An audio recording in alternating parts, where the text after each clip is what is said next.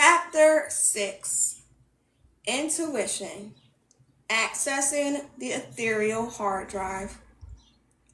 Let's begin with the meaning of the word intuition itself, the act or faculty of knowing or sensing without the use of rational processes, immediate cognition. People who are intuitive have inapplicable gut feelings that often turn out to be correct. This isn't actually all that surprising when you remember that even though we are encased in a physical body, we are all also made up of energy and connected by source. Our physical body needs the 5 physical senses to guide us through the world, but our energetic body is directly connected to an all-knowing source and can go beyond the constraints of the physical world. Intuition is the very natural result of the energetic cells connecting with source and accessing information that our physical senses cannot perceive. And because we are all a part of source, we all have intuitive feelings. Every one of us has experienced intuition at one time or another. If you ever knew who was on the phone before you answered it, or just had a funny feeling that you should not turn down a certain street, you have accessed information that comes from beyond the physical world.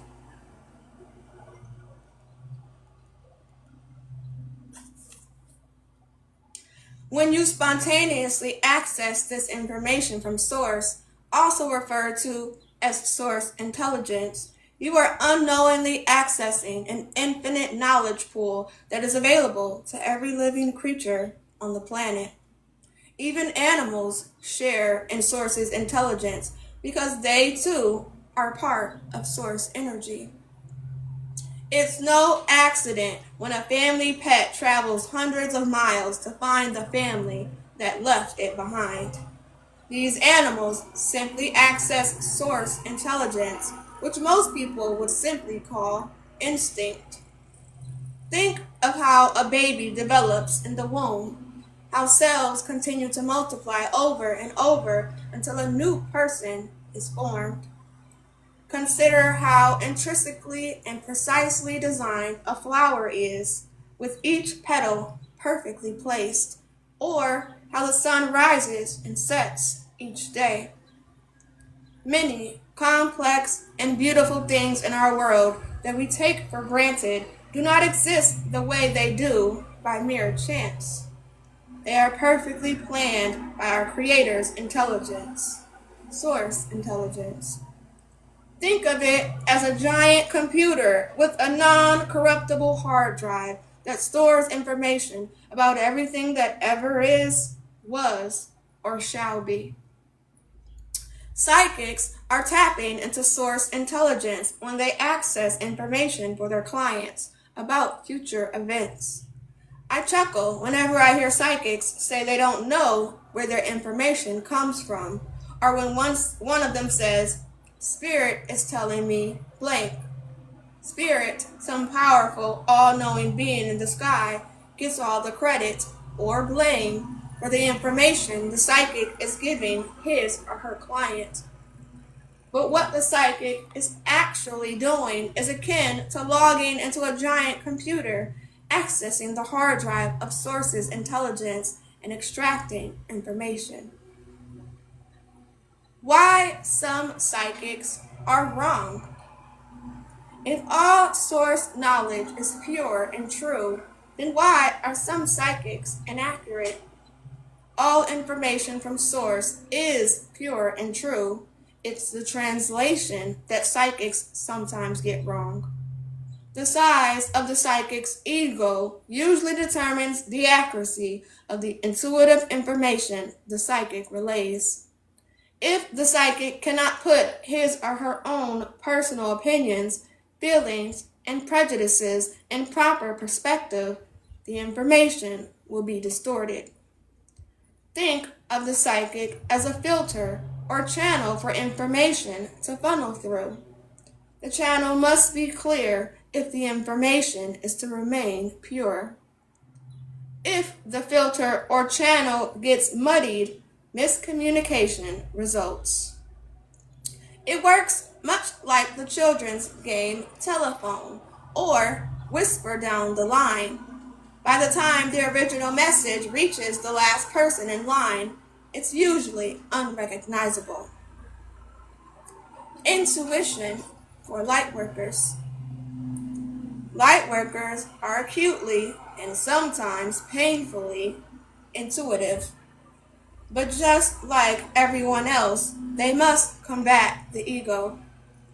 If they filter out intuitive information based solely on their own ego-driven frames of reference, experiences, or desires, then the amount of information they are willing to accept will be limited. And even worse, a lightworker can be literally tortured by intuitive feelings he or she does not act upon. By working hard at putting the ego aside, on the other hand, lightworkers automatically become open to all possibilities and all outcomes, which allows intuitive information to come easier. Lightworkers will naturally use this intensified intuition to help others find their way, causing those others to be drawn to the lightworkers and depend on them for guidance. This makes lightworkers perfect for any service profession. Lightworkers who recognize, accept, and trust their intuition to be their guide when making major life choices are also natural manifestors. Establishing a sense of trust. If you are to develop and use your intuition as a lightworker, it is vital that you recognize what is happening when ego tries to step in and say, "You're just being paranoid," or "That could never happen." Because the ego is composed of pure fear, it will never trust source. It actually trusts no one. Circumventing ego to establish an absolute trust in source may sound impossible, but I assure you that for a light worker, it's not. Remind yourself of your place in the collective. We are each like drops of water in an ocean. No matter how small, each drop is guided by the tide. If we trust that the tide is always going in the right direction, it's easier to go with the flow. Focusing on the connectedness we all share through Source and the loving feeling this brings us instead of focusing on our ego-driven fear is the key. Many of my clients come to me already knowing the answers they seek. They are simply looking for validation or confirmation of what they already know.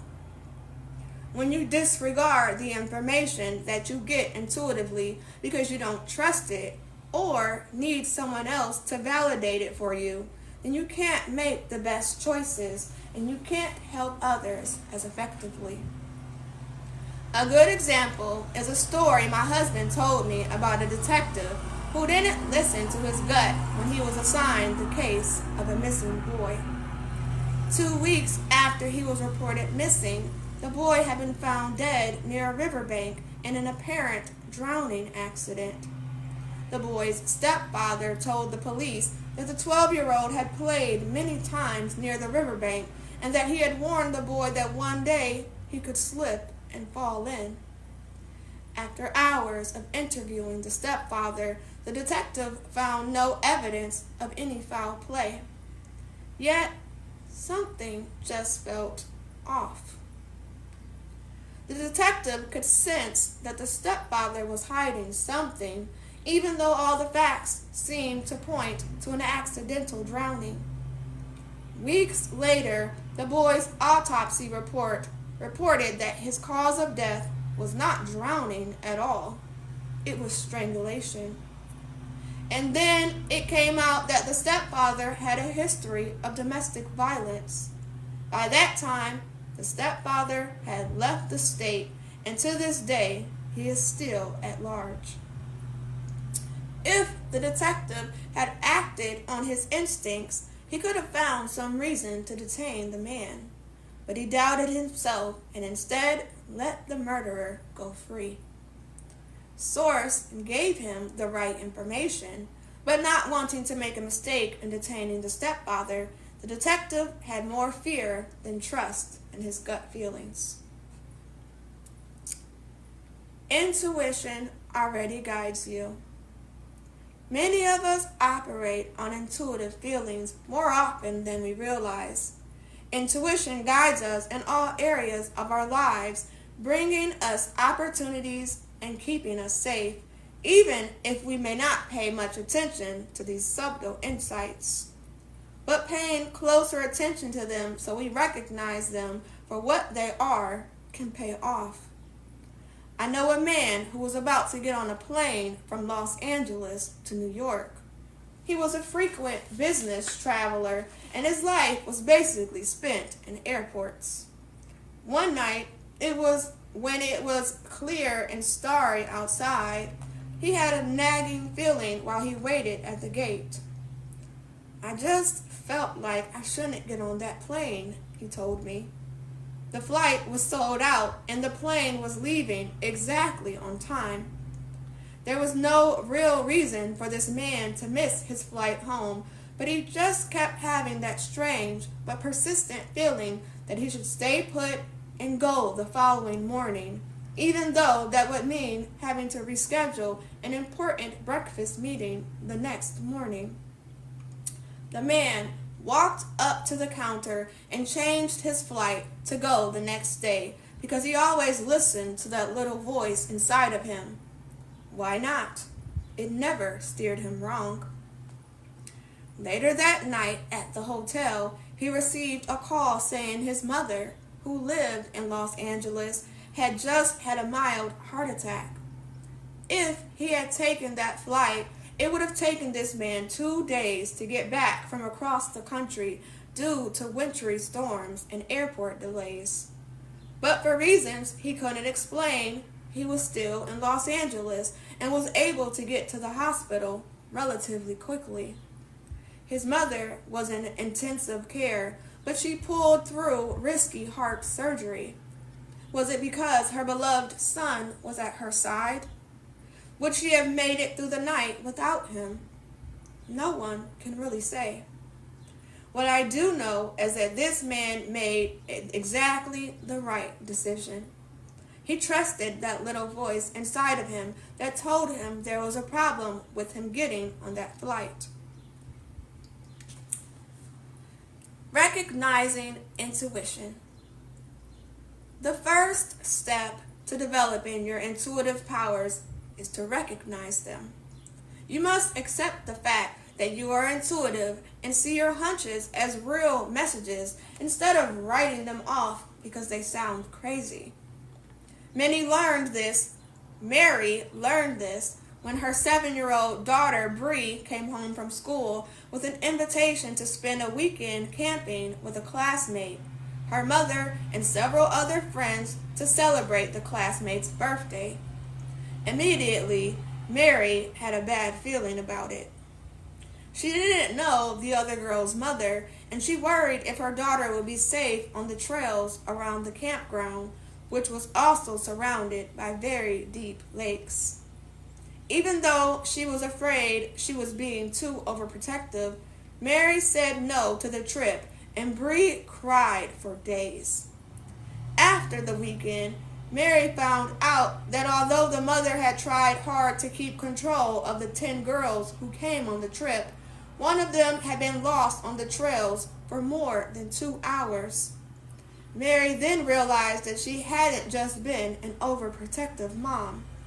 She'd been listening to her intuition, which had kept her daughter safe. Mark had a similar experience when he wanted to buy a house in suburban Atlanta. It was a cute little ranch that needed some work, but because Mark worked in construction, he knew he could fix it up.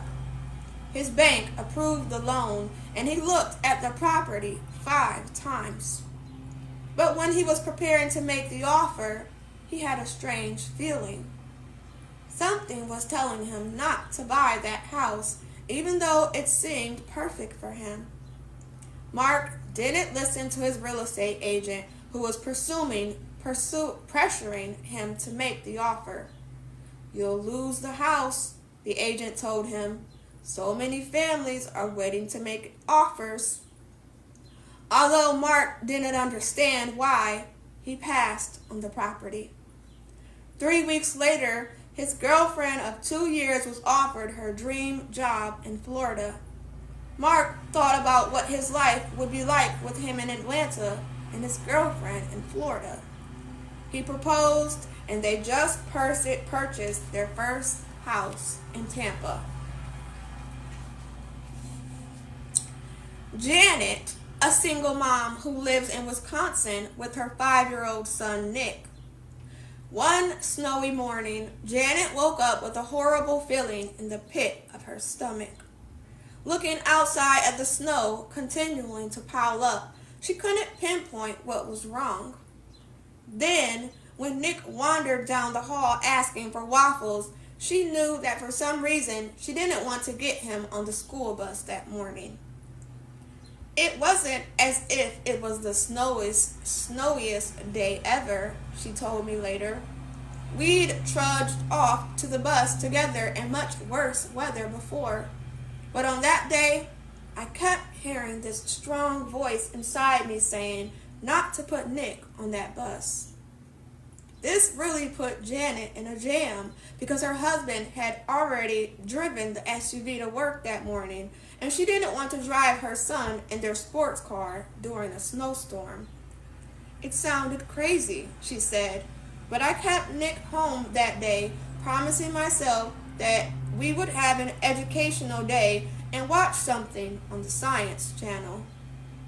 Janet worried a little bit that her husband would think she was a crazy mother who didn't want to let her son take the necessary risks in life. But it didn't take long for Janet to find out that her little voice was right.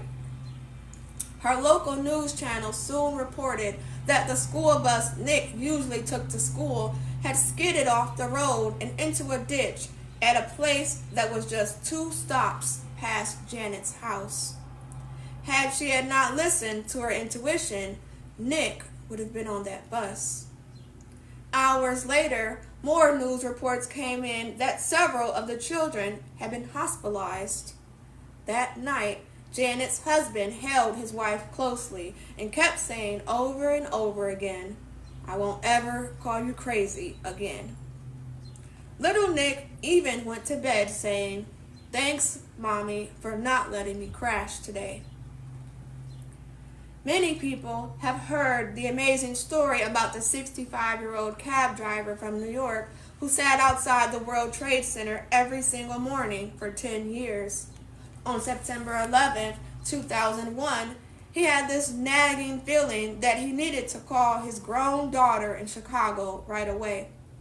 He didn't own a cell phone, and his cab was way back in the line, so he left the cab for a moment to run around the corner and use a payphone at a nearby gas station.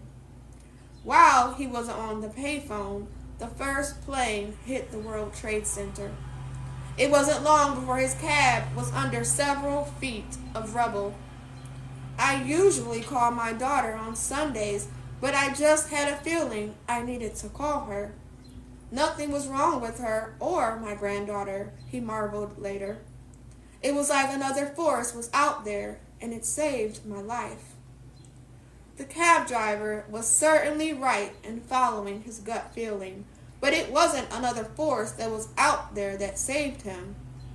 It was his willingness to follow his inner knowing, a knowing that came from being connected to everything else out there in the universe.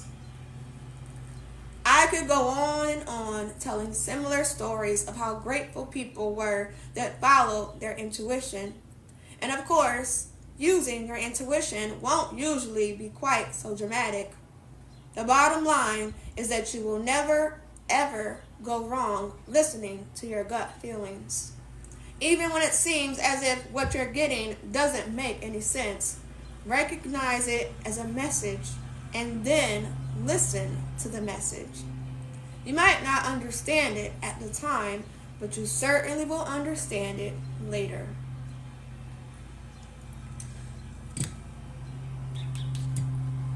How much do you trust your intuition?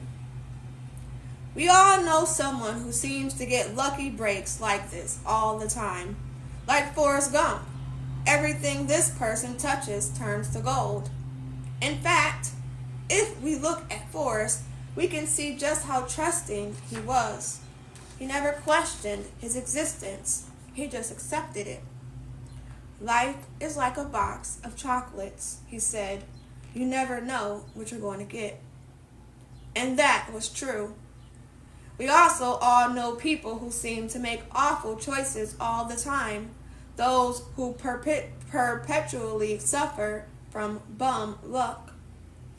These people have very little trust in their intuitive guidance and need to heighten their awareness. They also seem to have very little faith and are often suspicious or untrusting of others. They will say things like, "That's just my luck," as they hold onto limiting expectations of what their life should be like, or how they aren't as thin, rich, successful, or healthy as they would like to be. These people are getting intuitive information just like the lucky ones, but instead of trusting their hunches, they doubt themselves. So their egos distort the knowledge that they get from Source. How much do you trust your intuition? How many of the following things happen to you on at least a semi-regular basis? You drive in strange neighborhoods but rarely get lost. Others tell you how lucky you are. You have prophetic dreams. You call a friend only to hear him or her say, "I was just thinking about you." You know who is calling before you answer the phone. After something bad happens, you can usually look back and see many signs of what was to come. You say to yourself or others, "I had a feeling blank." You often turn on the radio or tune to a station just when a favorite song is playing. You know when someone is being untruthful. You think of someone and soon after you hear something about him or her. If you were able to check off at least half of the items on this list, you probably trust your intuitive awareness and allow it to guide you. If you weren't able to claim that many, don't worry. It just means that you have to work on your awareness and recognition of your own individual signals. Flexing your intuitive muscle. In addition to getting intuitive feelings through emotional responses, such as when a situation just doesn't feel right, or when you get a sudden urge to change your plans, intuition also comes in other ways. Some people get physical signals, such as a headache, stomach ache, or skin irritations. Like the old saying goes about getting itchy palms, meaning money is coming your way. You may even break out in hives. Your intuition will use many different ways to send you signals that something in your life is not what it seems to be. To become more aware of your intuitive feelings, however they come to you, practice the following. Remind yourself to trust in Source. Have an open mind. Be willing to take a chance. Maintain a calm, clear mentality that allows information to flow easily. Put your ego aside. Discard subjective information that casts doubt on source information. Avoid having attachments to any particular outcome. Focus on and paying attention to subtle signs. Remember, Intuition isn't always or even usually like seeing a neon sign. Just a flash of thought may cross your mind out of nowhere. Or you could suddenly get an odd emotional or physical sensation, however minor. This is how the intuitive process begins. The next time it happens, don't be too quick to discount it. After all, there is no tangible reason for intuitive feelings. They are not supposed to make sense. They aren't coming from our brains being shaped by our logic and experience. Intuition goes way beyond the earth plane and the limitation of our physical bodies. It is knowledge that comes from a higher place, from an infinite intelligence that helps us bring more light into our lives and into the world.